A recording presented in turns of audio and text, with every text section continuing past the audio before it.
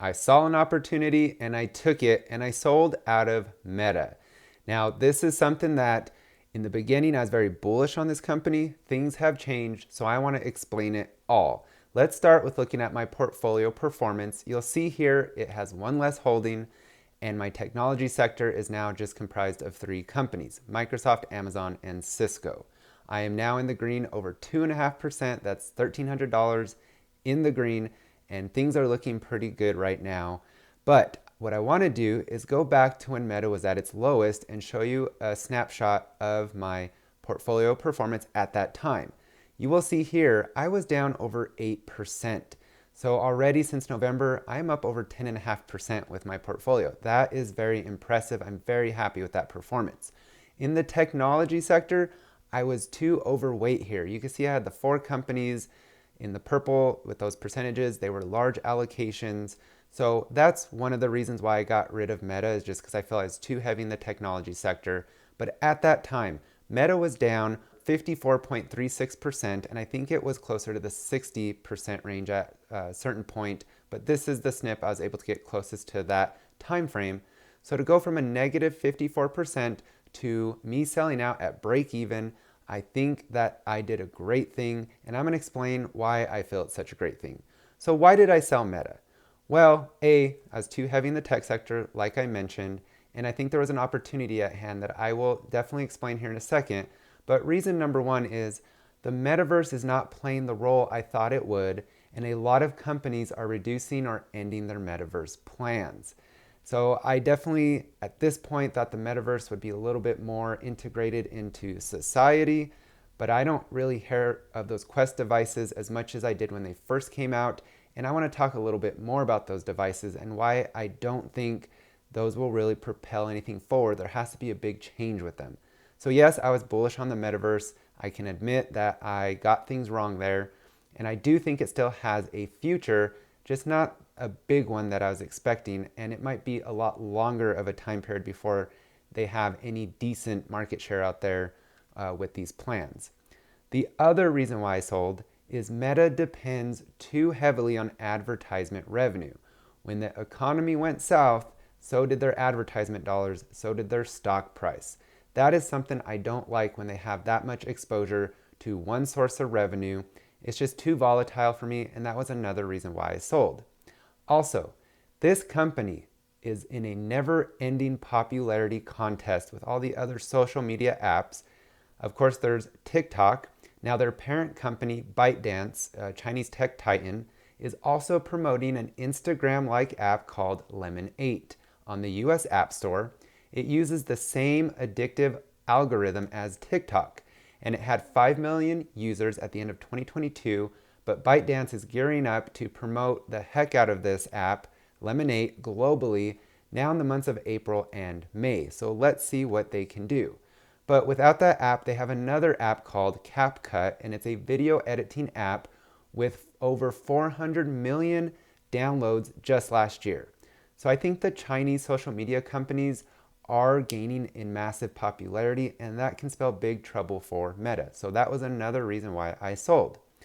The next reason, there's going to be a lot of them, is of course we saw the possible TikTok ban occurring with the government officials and lawmakers questioning the CEO. It was quite interesting to watch that, but I think a ban is unlikely, as not all senators are on board with this bandwagon of banning TikTok because they want to still protect free speech, which I think is great. I think there should be some regulation though on TikTok, but I don't think that they should ban it. I think that would not be a good thing overall for us.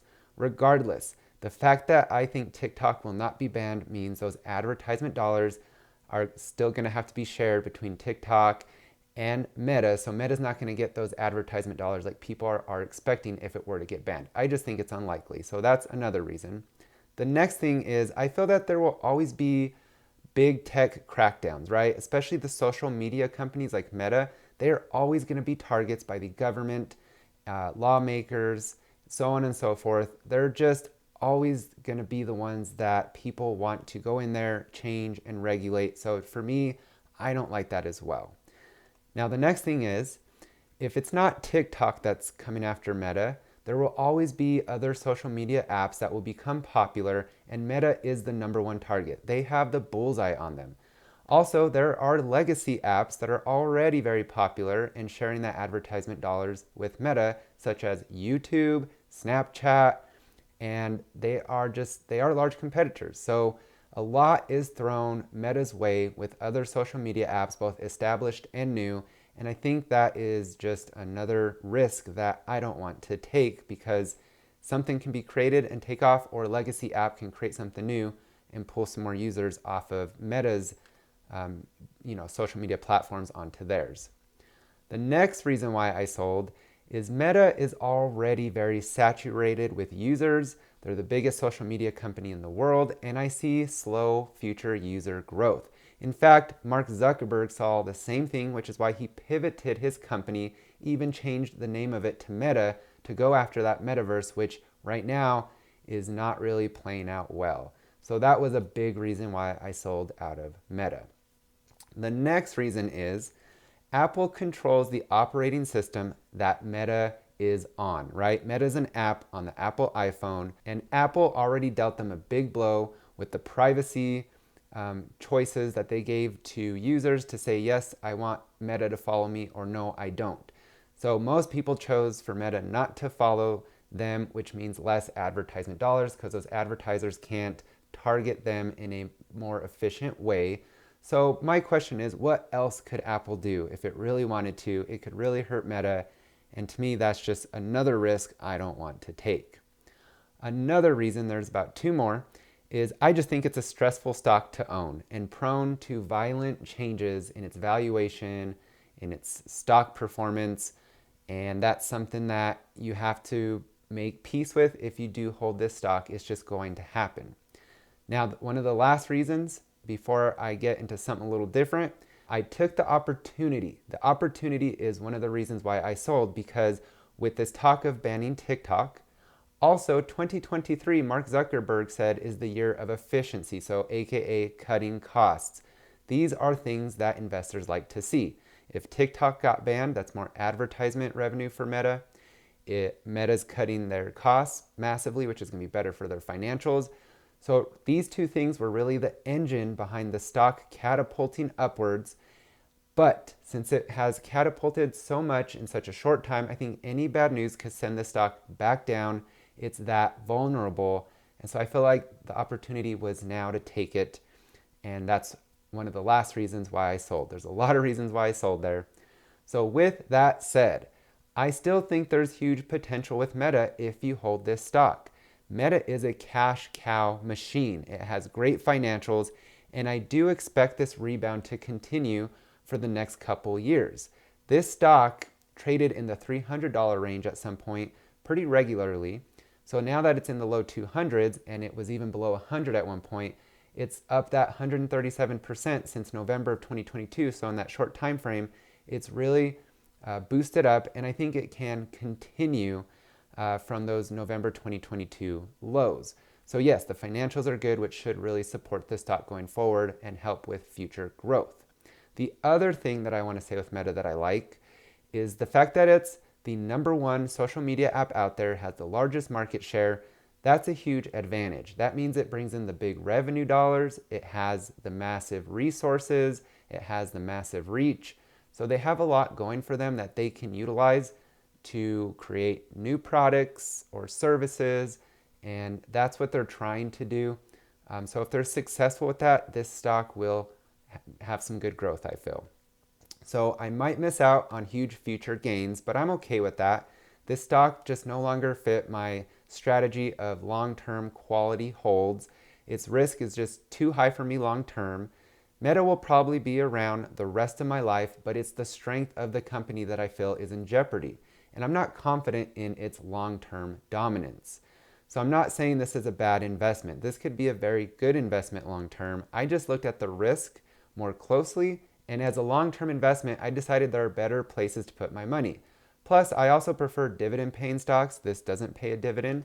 I like that passive income, and I just don't want to hold a company that is in a constant popularity contest and is constantly the target of government officials and lawmakers.